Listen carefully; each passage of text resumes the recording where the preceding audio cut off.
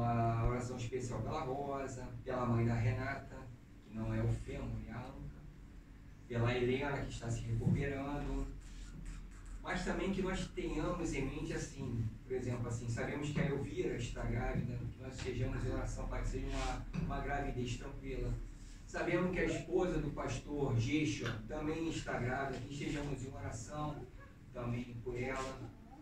Porque isso, irmãos, é algo bom entre todos nós. Também que estejamos em oração pelos irmãos que nós observarmos que estão começando a se ausentar um pouco da igreja, estejamos em oração para que o Espírito Santo os conduza e os traga à igreja. Isso é importante, tá, irmãos? Então estejamos sempre em oração pela igreja, mas como um todo, todos nós, orando um pelo outro, para que possamos nos fortalecer na caminhada junto ao Senhor. E eu sempre peço também no final que estejamos em oração pelo país de Portugal, visto que o mundo está um caos, que estejamos em oração, peço que o pequeno país que nos acolheu, que ele seja a exceção, que glória ao Senhor, que as coisas possam sempre melhorar aqui em prol do povo, sempre focado na palavra de Deus, e que o Senhor seja a luz daqueles que direcionam este país. Glória ao Senhor. Vamos agora a nossa pregação. Vamos nem precisar botar o microfone, não. É que não tem Facebook hoje. Você vai gravar o vídeo? É bom gravar o vídeo todo. Vamos meter aqui assim. Será que vai sair aí? Dá, bem, talvez dê. Peraí. Se desse para meter num sítio qualquer. Espera aí. Não sei como é que vai ficar. Ou aqui, peraí. Você mude a câmera. O quê? À frente. Tá para a frente. Eu só não quero é segurá-lo. Pronto. Tá, Isso tá aí bom. na minha não tem só o público, tá certo. Isso é só uma voz ecoando. Vamos ver. Não pode estar filmando. Vai lá. Pode falar. Ela tá com... Opa, glória a Deus. Irmãos, hoje nós vamos estar falando aqui sobre os capítulos, assim, abordando um pouco o capítulo 7 e o capítulo 8 de Hebreus. Como a irmã lembrou, eu não tinha colocado no grupo, mas chegou junto ao grupo, foi colocado. Tô saindo bonito? Tô bonito? Tá. Já tô contente.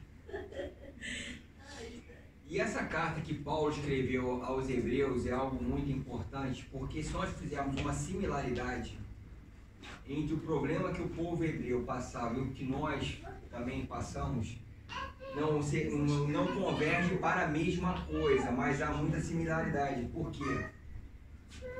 A carta aos Hebreus é uma carta onde Paulo fomenta para que, diante das adversidades, o povo judeu não voltasse à sua raiz antiga, que no caso era o judaísmo.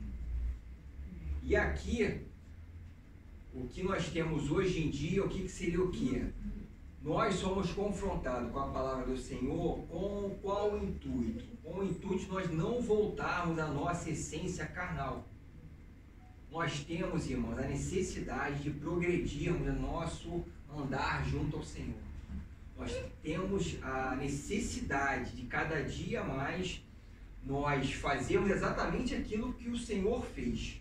Ele morreu, a parte carnal nossa morreu junto com ele. E o Senhor ressuscitou. E o Senhor ressuscitou. Então, eu sei o que é. E ele veio através do Espírito Santo. E assim somos nós. Nós estamos mortos para a carne e nós estamos o que? Sendo vivificados pelo Espírito. Mas isso é algo essencial na nossa jornada. Isso é algo primordial.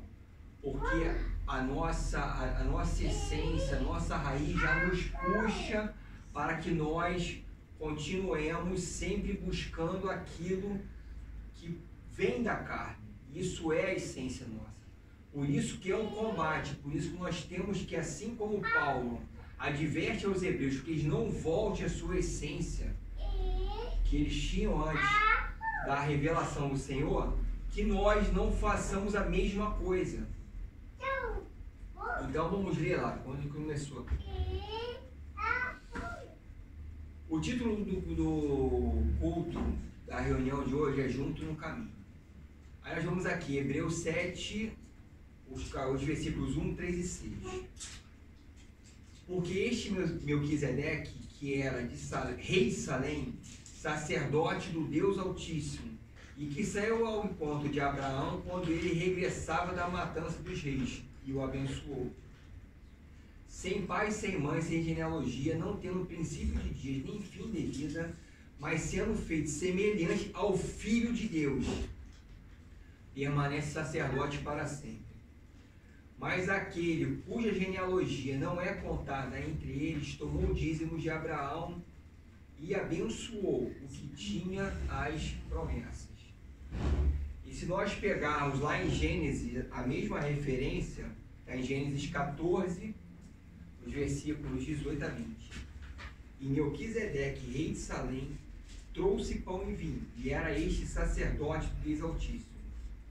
E abençoou e disse: Bendito seja Abraão pelo Deus Altíssimo, o possuidor dos céus e da terra. E bendito seja o Deus Altíssimo que entregou os teus inimigos nas tuas mãos. E Abraão deu-lhe o dízimo de tudo. Essa associação, assim, muito se fala da prefiguração do Senhor em Melquisedeque. Por quê? Por que se fala muito dessa associação? Porque o Senhor, quando veio, ele veio para quebrar todas, ele veio seguindo a lei, mas ele veio para gerar uma nova aliança, ele veio para gerar um novo caminho, visto que o antigo não satisfazia. E isso é a ênfase que Paulo vem trazer aqui. Por quê? Melquisedeque, que toda hora no Novo Testamento se fala que o Senhor é feito sacerdote segundo a ordem de Melquisedeque. Por quê? Porque o Senhor, ele é lembrado no Novo Testamento como rei e sacerdote. E no Antigo Testamento não existia. Ou o judeu ele era rei, ou ele era sacerdote. Ele não tinha os dois encargos. E aqui é a primeira advertência que Paulo fala sobre a quebra da continuidade da lei. Porque quando foi trazida a lei, todo o sacerdócio foi dado ao que? A linhagem de Arão, que eram que? Os levitas. E aqui Paulo quis confrontar isso. E outra coisa aqui também que nos chama a atenção é o que? Nós não sabemos lá em Gênesis da onde surgiu Melquisedeque, não se fala nada sobre ele. Mas muito se observa assim, o que eu enxergo nisso tudo aí? É o zelo do Senhor acompanhando cada um dos nossos passos. Nós sabemos que o Senhor se faz presente de inúmeras vezes, ele usa várias pessoas ao nosso redor. Nós temos experiências pessoais, nós temos conhecimento de pessoas que são usadas por Deus para te passar alguma mensagem, alguma coisa que você tenha o interesse de saber. Deus faz isso o tempo todo, não só no meio dos crentes, mas ele usa até aqueles que pertencem ao mundo para fazer o propósito que ele quer.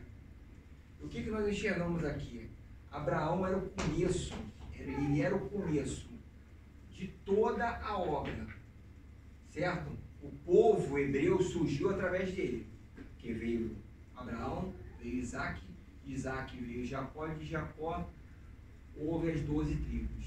Então Abraão foi o começo, tudo começou através de Abraão. E nós vemos como é que o Senhor, na perfeição que ele tem, na plenitude que ele tem, como é que ele vai olhando de maneira sistemática e vai olhando de maneira precisa tudo o que acontece e vai acompanhando isso aí. Então nós enxergamos isso, o que é? Que Melquisedeque ele veio e abençoou Abraão. Depois daquela jornada, que Abraão foi o quê? Ele foi salvar a Ló.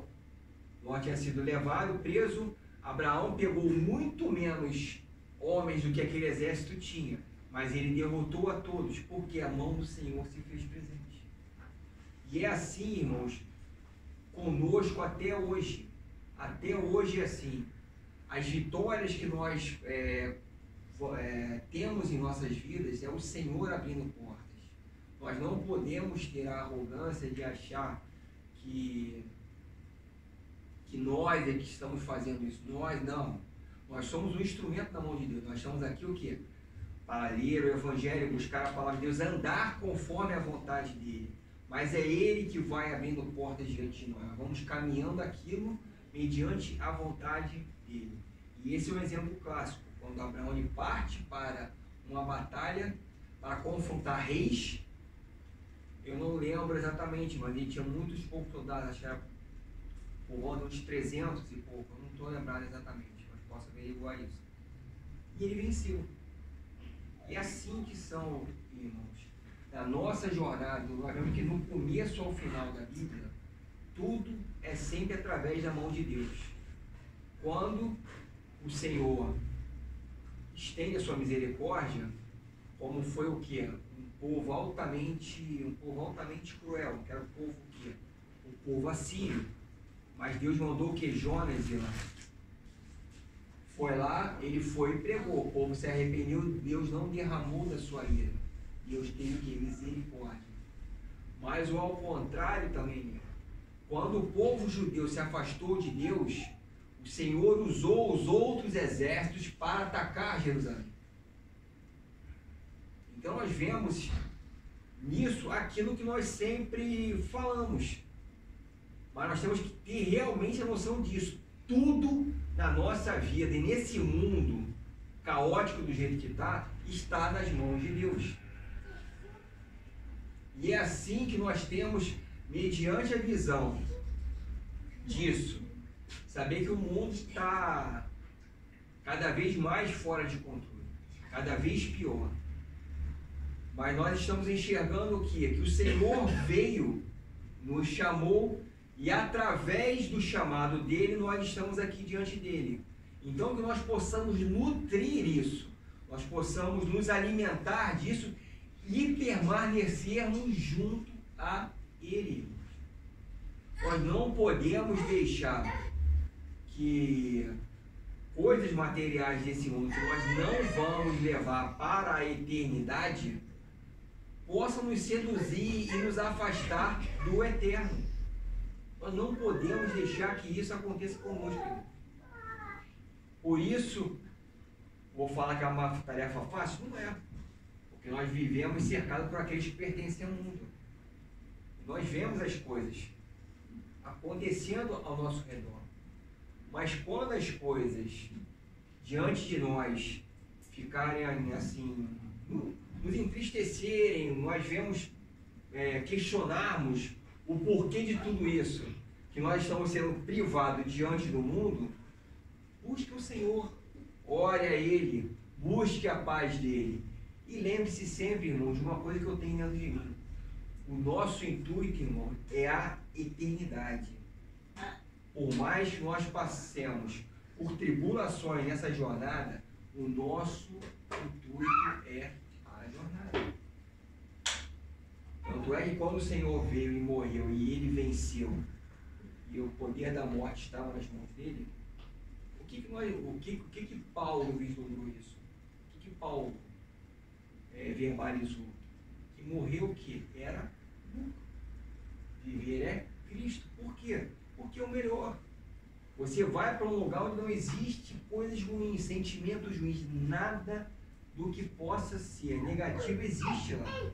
Você vai estar eternamente diante do Senhor, contemplando a grandeza dele, adorando a ele diariamente, mas num local maravilhoso.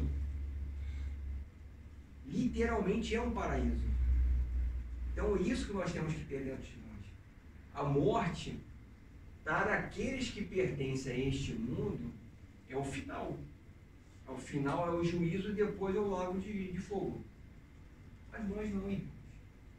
Então, por mais que nós possamos pensar que eles estão vivendo uma vida melhor, entre aspas, aqui, ante nós, mas nós temos que olhar o que? Além. Temos que ver o que? Aquilo que nos espera, o que é após nossa jornada. Nós não podemos sucumbir. E por que nós não podemos fazer isso? Porque é o que eu falei. O livro de Hebreus traz justamente o que? Essa divisão. Quando nós somos, é fácil você aceitar ao Senhor, você aceitou, mas é quando você começa a ver aquelas coisas que você gostava, mas que hoje já não são, como é que eu vou te dizer, já não é apropriado a você fazer esse tipo de coisa, você começa a se questionar. Se seria bom realmente, mas entendeu? Os seus amigos te chamando para certas coisas, as coisas acontecendo, você vendo as coisas acontecendo ao seu redor. E aí que nós começamos o que? A nos afastar da palavra de Deus, muito gradualmente. E isso é triste. Que vamos fazer o que como o povo hebreu? Voltando o que é a sua essência, voltando o que é a sua essência carnal.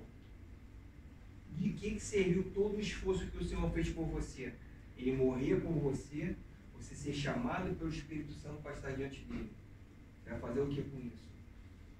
Então nós temos que nos alimentar, nós temos que progredir espiritualmente. Nós temos que nos elevar. Nós não podemos deixar sucumbir esse tipo de coisa. Porque quando se surgir esse tipo de dúvida na tua cabeça, é porque você, espiritualmente, você não está se alimentando de maneira correta. Você está ficando o quê? Subnutrido espiritualmente. Porque quando você caminha junto ao Senhor, não existe a dúvida. Como diz na Bíblia, sim é sim e não é não.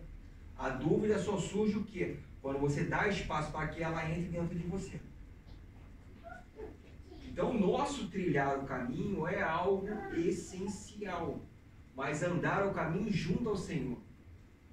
E isso, Paulo também adverte do que você, além de você ler a palavra e ser praticante dela. Assim também como o Tiago fala isso. Nós vamos ser para quê? Praticante. Colocar a palavra de Deus em prática. É através disso que nós vamos nos revigorar espiritualmente e alimentarmos o que é a nossa fé. E aí é que está o diferencial. Porque os problemas vão surgir. Agora, como nós vamos estar diante dos problemas, é que é o diferencial. Eu falo com os irmãos o tempo todo que a batalha ela é espiritual. Paulo faz ênfase nisso o tempo todo. O diabo não pode confrontar a Deus, mas o prazer dele é afastar a obra-prima de Deus, que somos nós, de diante dele. Agora, nós vamos permitir que isso aconteça ou não? A quem nós vamos buscar? Em quem nós vamos nos alimentar? E isso é muito importante na nossa jornada. Aí mais à frente, vemos aqui em Hebreus, capítulo 7, versículos 11 a 18. Onde fala: de sorte que, se a perfeição fosse pelo sacerdócio levítico, porque sob ele o povo recebeu a lei, que necessidade havia logo de que outro sacerdote se levantasse segundo a ordem de Melquisedeque, e não fosse chamado segundo a ordem de Arão? Porque mudando-se o sacerdócio, necessariamente se faz também mudança da lei. Porque aquele de quem estas coisas se dizem pertence a outra tribo, da qual ninguém serviu ao altar, visto ser manifesto que nosso Senhor procedeu de Judá, e concernente a essa tribo nunca Moisés falou de sacerdócio. E muito mais manifesto é ainda se a semelhança de Melquisedeque se levantar outro sacerdote, que não foi feito segundo a lei do mandamento carnal, mas segundo a virtude da vida incorruptível. Porque ele assim testifica: tu és sacerdote eternamente, segundo a ordem de Melquisedeque.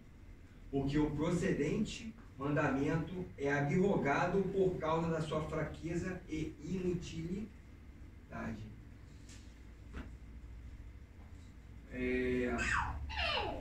Eu falo isso com os irmãos, que sempre quando nós lermos a Bíblia, sempre quando nós lermos cada livro da Bíblia, nós tenhamos a essência do quê? O que nós temos que ter em voga?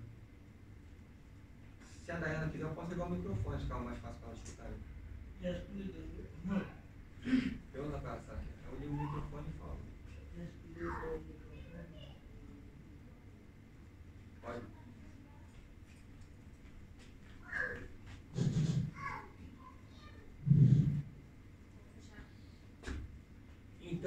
irmãos, o que nós enxergamos aqui? Quando eu falo com os irmãos, sempre quando nós lemos a Bíblia, o que é o importante quando lemos a Bíblia? Eu falei, nós não podemos pensar na Bíblia hoje. É um 2024, onde andando de carro com ar-condicionado, conecta o telefone por Bluetooth no rádio. Não. Nós temos que remontar a quando esse livro foi escrito. No caso, o que nós enxergamos nessa situação aqui de Hebreus? Hebreus foi como eu falei aos irmãos. Era um povo que estava dividido entre a lei judaica e agora o confronto da palavra de Deus através do Senhor. E aqui o primeiro Paulo apresenta a divergência entre o sacerdócio levítico e Melquisedeque. E agora ele vai tornar isso ele vai trabalhar isso aí de uma maneira melhor para discernir qual é a diferença entre as duas coisas e o porquê. O Senhor, no plano perfeito dele diante de nós, ele deu a lei para que o homem pudesse ser conhecedor do seu erro. A função da lei é essa. Nós enxergarmos em nós que nós somos pecadores, que nós não temos como estar em comunhão com Ele. Porque o pilar central do nosso Senhor é o quê? Ele é santo. Isso é o principal. Por mais que a gente fale sempre do amor dele, a santidade dele é o principal. Por isso que quando Adão pecou, houve o que na hora? A separação. Não tem como haver coabitar o pecado e a santidade. Não tem como fazer isso. Então o que Deus queria trazer aqui ao povo? Ele trouxe ao povo o quê? A noção do pecado. Nós somos pecadores. Mas, na nossa capacidade limitada de enxergar isso, o que Paulo demonstra aqui de maneira clara? Que o Senhor veio para fazer referência a Melquisedeque. E aí o povo hebreu se perguntou, mas nunca foi através de Melquisedeque. Nossa lei é sempre o quê? Através de Arão, através do povo levita. Mas aí Paulo pergunta, funcionou? Se tivesse funcionado, o Senhor não precisaria ter vindo, certo? Se os sacrifícios que o povo judeu fazia diante do Senhor, uma vez por ano, primeiro, o sumo sacerdote tinha que purificar a ele, pedir perdão pelo erro dele, para depois pedir pelo povo. Se assim fosse, o Senhor não precisaria ter vindo. Mas Paulo quis o que? Ele quis discernir que aquilo que era meramente um ato mecânico, aquilo ali era meramente um ato, uma mera formalidade. Para não falar que não está fazendo nada, vamos fazer isso. Mas não era, o Senhor sabia que não era aquilo. Porque se você for lá, chega lá em Mateus 15, os versículos 8 e 9. O que fala ali? Este povo se aproxima de mim com a sua boca e me honra com seus lábios, mas o seu coração está longe de mim. Mas em vão me adoram, ensinando doutrinas que são preceito dos homens. Isso é palavra do Senhor. Então aqui é o que? Aqui é a chancela daquilo que nós acabamos de ver em cima. Que o ato que o povo levita fazia era uma mera formalidade. Certo? Mas nós não temos, irmãos, como enganar a Deus. Eu posso fingir algo diante dos irmãos, mas Deus conhece a nossa essência. Deus enxerga o nosso coração. Deus sabe exatamente daquilo que nós estamos pensando. Então o Senhor sabia desde o começo que aquilo não funcionaria. Mas na concepção do Senhor, o momento exato para a vinda de Jesus não era chegada. Nós temos que entender isso. O tempo de Deus é o tempo perfeito. Ele não se adianta, ele não se atrasa. Mas nós não temos essa capacidade. Geralmente, quando nós tentamos levar isso para a nossa alçada, geralmente nós cometemos erros, como eu já falei com os irmãos, como foi o erro de Sara, que deu a sua concubina para se deitar com Abraão, porque não soube esperar no Senhor. O Senhor falou que ela ficaria grávida, mas ela não soube esperar. Então isso, irmão, às vezes nós perdemos a plenitude do que Deus quer fazer conosco, porque nós nos afobamos e erramos na nossa jornada. E é essencial que nós possamos aprender o que é. Porque a fé, nós temos fé o quê? Nas promessas do Senhor. Nós aguardamos nisso. E aguardamos o quê? Pacientemente. Então a paciência é algo que vem junto, ela vem acoplada, ela vem na nossa jornada. E nós não podemos nos afastar disso. Nós não podemos virar as costas para isso. Porque quando nós tentamos acelerar o processo de Deus, é o famoso vai dar ruim, vai dar errado.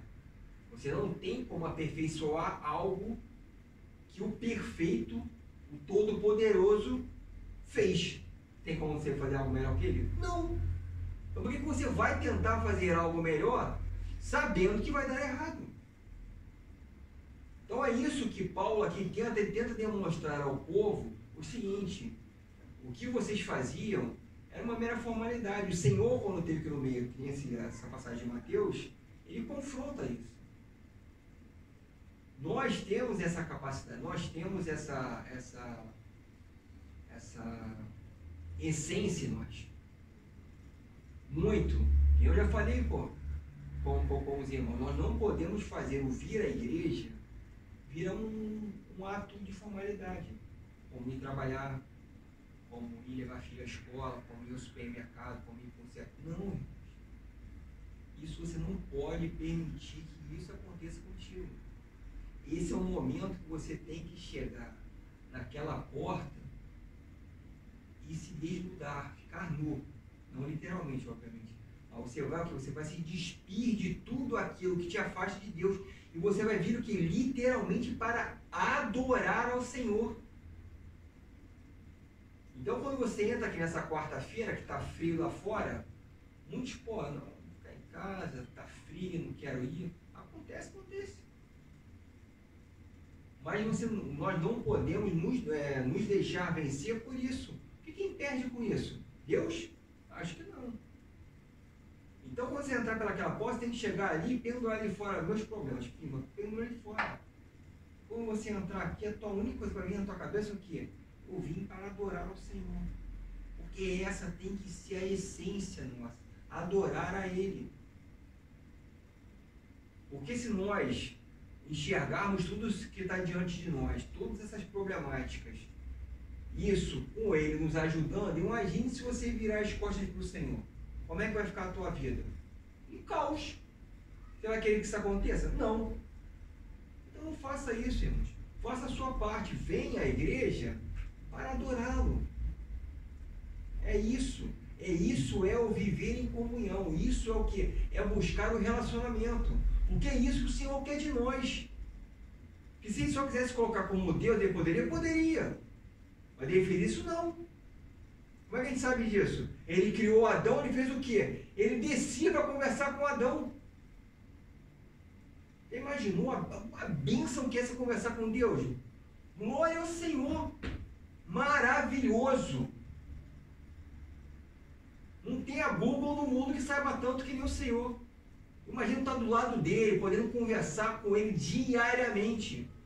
E é isso que o Senhor busca em nós. A comunhão, estar junto conosco. E Paulo quer enfatizar isso diante dos irmãos que estavam, após experimentar a bênção de estar diante de Deus, ver todas as maravilhas, querer regressar para algo muito menor. Como é que fica a situação? Aí vemos agora aqui, Hebreus 7, os versículos 21 a 28. Aí fala, mas este conjuramento por aquele que ele disse, jurou o Senhor e não se arrependerá, tu és sacerdote eternamente. segundo a ordem de Melquisedeque. De tanto melhor aliança, Jesus foi feito fiador. E, na verdade, aqueles foram feitos sacerdotes em grande número, porque pela morte foram impedidos de permanecer. Mas eis porque permanece eternamente tem um sacerdócio perpétuo. Portanto, pode também salvar perfeitamente os que por ele se chegam a Deus, vivendo sempre para interceder por eles. Porque nos convinha tal sumo sacerdote santo, inocente, imaculado, separado dos pecadores e feito mais sublime do que os céus, que não necessitasse, como sumo sacerdote, oferecer cada dia sacrifícios, primeiramente por seus próprios pecados e depois pelos do povo, porque isto fez ele, uma vez oferecendo-se a si mesmo. Porque a lei constituiu sumos sacerdotes a homens fracos, mas a palavra do juramento que veio depois da lei constituiu ao Filho, perfeito para sempre. Então aqui Paulo demonstra o quê? O abismo que existe entre o que o povo hebreu vivia e a graça, a bênção, o glorioso amor que Deus está estendendo a eles, sem cobrar nada. Isso é o que está aqui demonstrado a eles diretamente. Não está cobrando nada. Ele é o sumo sacerdote porque ele venceu a morte. Ele vive. Ele está ao lado de Deus, trabalhando o tempo todo que por nós. Então, irmãos, nós não podemos virar as costas para isso. E é isso que Paulo salienta aqui. Porque nós vamos aqui em Isaías 9, 6, 7. Desde o Antigo Testamento, isso já estava o que? Dito. O que fala lá em Isaías? Porque o menino nos nasceu, um filho se nos deu, e o principado está sobre os seus ombros, se chamará o seu nome maravilhoso, conselheiro, Deus forte, Pai da eternidade e príncipe da paz. Do aumento deste principado e da paz não haverá fim, sobre o trono de Davi e no seu reino, para afirmar e o fortificar com juízo e com justiça, desde agora e para sempre. O zelo do Senhor dos Exércitos fará isto. Então, quando eu brinco com os irmãos que o entendemos ali como te montar um quebra-cabeça. Mas nós enxergamos o que o quebra-cabeça seria isso. Porque, por mais que seja complicado, é perfeito. Todas as peças se encaixam e não falta a peça. Não tem como sobrar peça nem faltar peça. Você montou tudo direito, vai estar tudo ali. E assim, por que os profetas do Antigo Testamento, a maioria deles sempre fazem o que? Eles antecipam, têm visões, pronunciam que a vinda do Messias. Porque se esse sacerdócio do povo levítico fosse um sacerdócio perfeito, Israel não teria passado por todos aqueles problemas. O povo judeu não teria passado por todos aqueles problemas. Não teria sido levado para o exílio. Certo? Creio que não. Então aqui nós enxergamos que aonde Paulo ele vai, ele enxerga e anuncia o que? Aquilo que os profetas já tinham anunciado antes do nascimento do Senhor. Que a solução definitiva viria o que? Através de algo muito maior do que aquilo que constava na lei. Eu volto a repetir aos irmãos, a lei é somente para nós nos identificarmos como pecadores diante do Senhor. A lei é para frisar o nosso erro. Frisar que nós somos pecadores, que não tem como nós, por mérito próprio, conseguirmos ter a comunhão com Ele. Jamais. Mas, o que foi trazido a nós? Um ato misericordioso, um ato maravilhoso, de pura compaixão que? De Deus. Ele veio e trouxe a nós isso, de graça. Ele estendeu isso a nós. Porque somente através de um ato dele é que nós poderemos nos aproximar dele. E isso ele deixa claro em todos os nossos atos. Que sempre o primeiro passo foi dele. Ele veio e sacrificou por nós. Ele vem e te chama. Ele primeiro te chamou. Tudo o ato primeiro na sua vida partiu dele. Para que você enxergue o quê? Que ele é a essência. Como diz na Bíblia, ele é o autor, ele é o consumador, ele é o início e o fim. A nossa tarefa nesse período de tempo é andarmos ao lado dele. Toda a obra foi feita por ele. Por isso que é primordial, irmão, nós temos que ler a palavra de Deus, para que nós conseguimos enxergar a grandeza do ato dele, o quão pequenos nós somos diante dele, e que petulância, que arrogância seria nossa de virarmos as costas para ele em prol de algo passageiro, um prazer carnal para substituir a eternidade da glória. Meu Jesus amado, isso é uma aberração.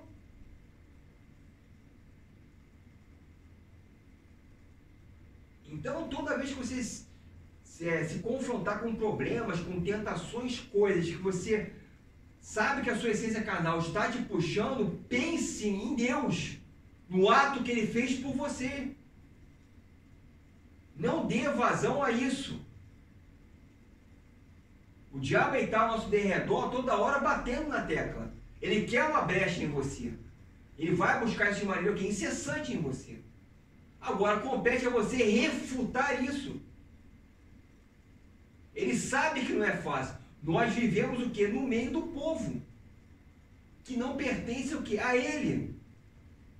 Se quando ele tentou isolar o povo hebreu, já não deu certo, porque as nações vizinhas contaminaram o povo hebreu. Imagine agora nós que estamos vivendo no meio do povo contaminado. Mas nós não podemos falar que é impossível, não é, irmãos.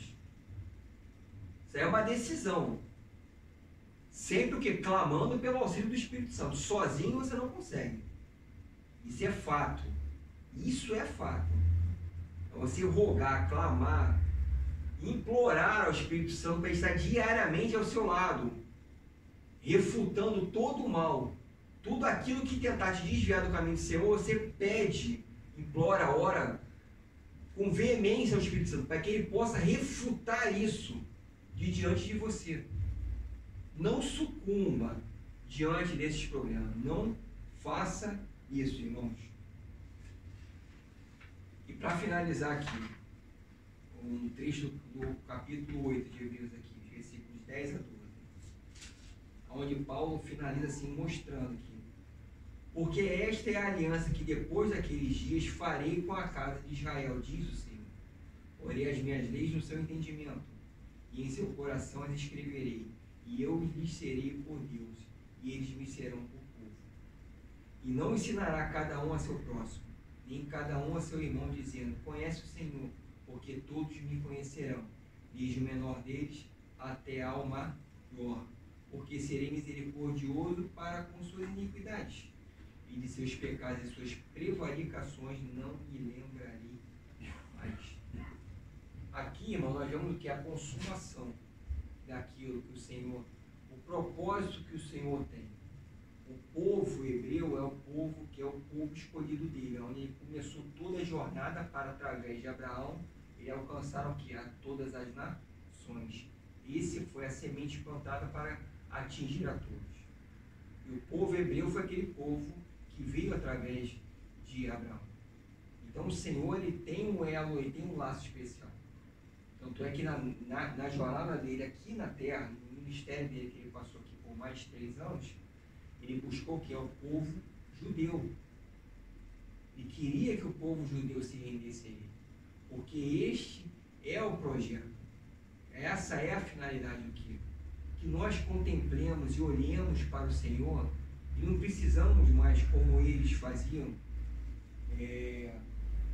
decorar todas aquelas leis, mandamentos. Não. Paulo fala, isso tudo ficou para trás. Porque o Senhor deu o quê? Dois mandamentos. Amar ao Senhor, seu Deus, e amar ao próximo. E nisso é a essência do Senhor. E é nisso que nós temos o que nos fortalecer. E caminhar com Ele. Ele queria diminuir o que? Aquele jugo pesado que estava em cima. Mas nós, dentro de nós temos a dificuldade de conhecer, de recebermos algo, né, que eu vou assim, nós não conseguimos achar que, é de graça. Não, eu tenho que fazer alguma coisa. Eu tenho que fazer alguma coisa. O ter que fazer alguma coisa, eu também acho que eu tenho que fazer alguma coisa. Mas eu faço, por exemplo, assim, em sinal de gratidão. Por mais que eu faça, eu sei que eu não vou conseguir nunca pagar aquilo que o Senhor fez por mim. Mas eu sou levado, assim como no livro de Tiago, eu sou levado a fazer isso para tentar demonstrar o mínimo de gratidão que eu tenho pela ação que o Senhor tem. Mas o povo judeu, eles achavam que aquilo tudo, decorar todos os sacrifícios, os holocaustos, toda aquela ritualidade, toda aquela religiosidade, é que estava comprando o acesso dele aos céus. E o Senhor sabia que aquilo ali, o quê? Era um jugo muito pesado. Não tem como. Porque, como eu falei, a essência da lei é só para demonstrar a nossa natureza pecaminosa. Não tem como. O povo judeu tentou a vida inteira seguir a lei e não conseguiu. Não consegue. Então, isso que Paulo está tentando mostrar aqui, que o negócio é calmo.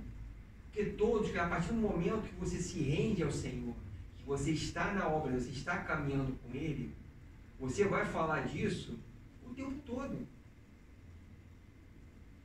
Outro dia eu encontrei fui com a minha esposa numa loja de imóveis, tinha uma outra brasileira lá, e ela falando assim das coisas, e eu tentando fazer com que ela se sentisse mais animada por estar aqui, mas toda hora eu soltava um glória a Deus, que o Senhor, que isso, que Deus, que Jesus, porque é o normal.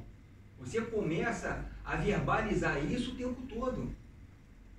Você começa a falar, não, porque Deus, não, glória ao Senhor, que bom, foi Deus.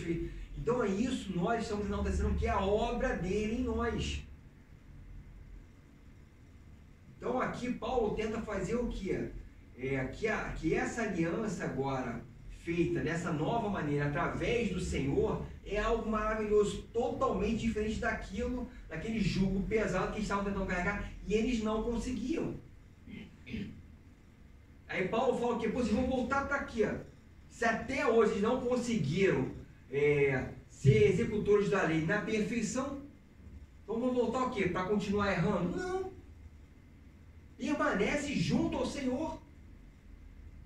Faça aquilo que a gente pede em tudo que está feito. E é isso conosco, irmãos. Hoje é a decisão, o andar junto a Deus, andar lado a lado com Ele. Como eu falo com os irmãos, Ele é o autor, Ele é o consumador de tudo. O Senhor Ele não tem a visão de tempo. Quando Ele imagina alguma coisa, Ele sabe exatamente como é que aquilo vai acabar. Exatamente. Ele não tem a visão de tempo como nós temos, a nossa capacidade limitada. Nós temos que ver segundo, minuto, hora, dia, mês, ano. Nós temos essa linha. Nós. Ele não. Então, se Ele já sabe desde o começo como é que tudo vai acabar, por que você vai tentar fazer algo em desacordo com aquilo que Ele quer de você? Por quê? Não existe o porquê.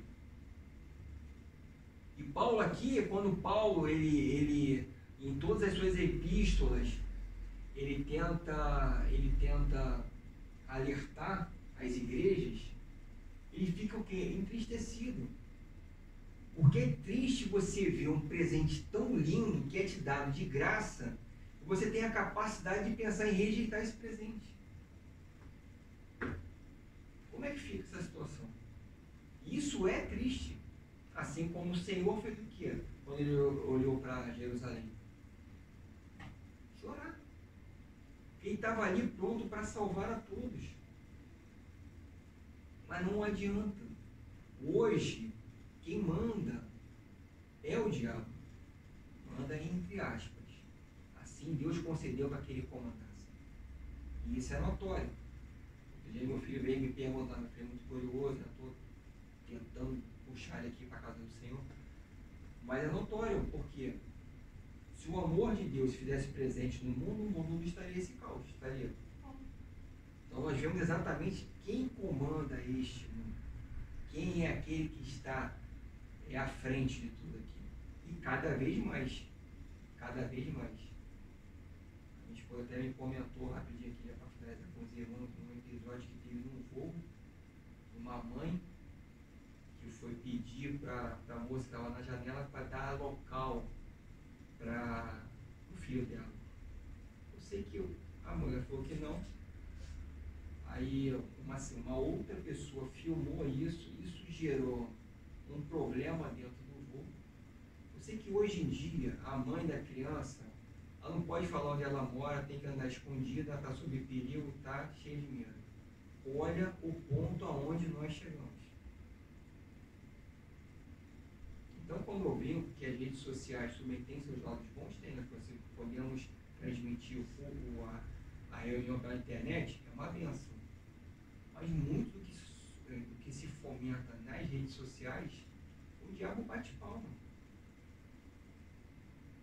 Hoje em dia, nas redes sociais, todo mundo é feliz, é contente, todo mundo está por cima da onda, todo mundo está feliz, todo mundo mora de cobertura, tem uma Ferrari na garagem, tem dinheiro na conta.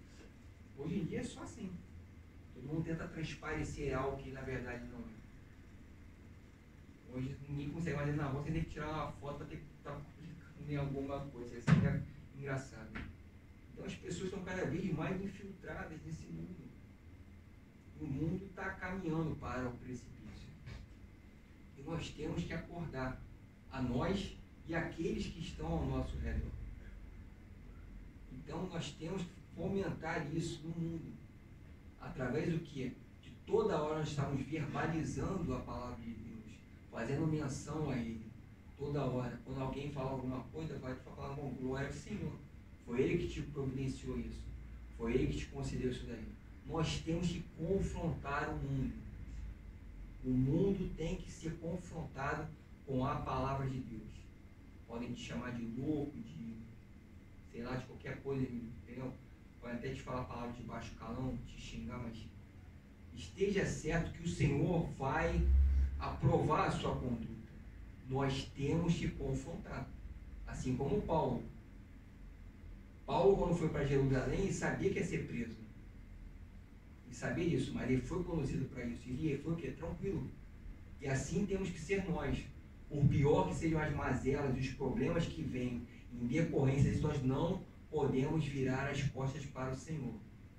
O ato de amor que Ele fez em você, você tem que anunciar isso aos outros. As pessoas têm que enxergar em você que você é um servo do Senhor.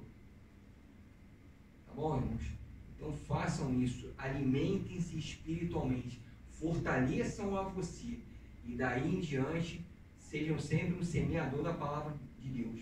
Entendeu? Por coisas simples, que você chegue e fale para alguém, mas sempre enalteça a Deus e não a você e não ao outro. Sempre enalteça a Deus, porque Deus é que comanda, tem o controle de tudo. Tá? Obrigado, vamos orar ao Senhor. Senhor, meu Deus, meu Pai, agradecemos a Ti, meu Pai, por estarmos diante do Senhor. Que possamos ser um anunciador, meu Pai, aquele que leva a Sua palavra à frente, que possamos enaltecer a Ti, meu Pai, nesse mundo que pertence ao Senhor, mas que vira as costas para o Senhor. O mundo não tem a menor ciência, meu Senhor, meu Pai, pois o inimigo cega este povo. Então, que sejamos, meu Pai, a Sua frente de batalha, meu Senhor, meu Pai, para levar o Seu Evangelho à frente e tenhamos a força e a determinação de não nos entregarmos diante das tribulações. É o que nós oramos e pedimos a Ti, em nome de Jesus. Amém. Obrigado, irmãos, e até outubro.